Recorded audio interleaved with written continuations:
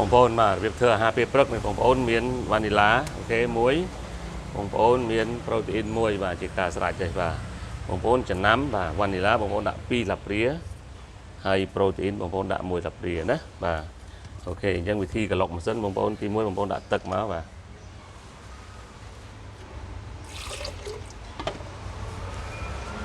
ហើយបងប្អូនណាចូលចិត្តចេកដាក់ចេកបាទខ្ញុំអត់លើកជាតិស្ករបាទខ្ញុំអាចដាក់លើកជាតិចេកខ្ញុំបានដាក់ចេកបាន1ផ្លែអូខេ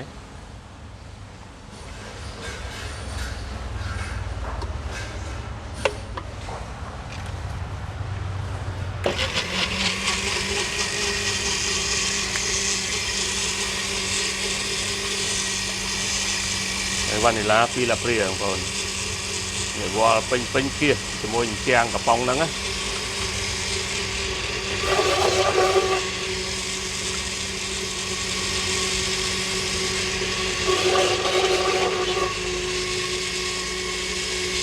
មកប្រូតេអ៊ីន1លាព្រា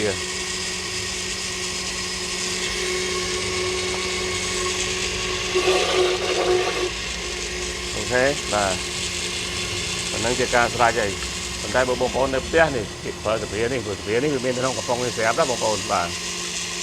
ហើយយើងអាចថែមតកបន្តិចមក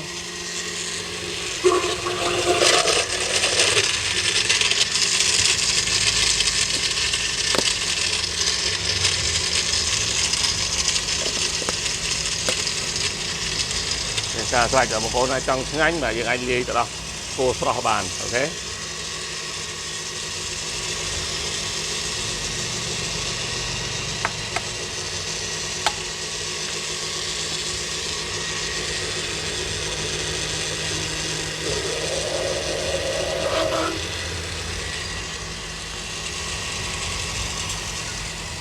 ជាការស្រេច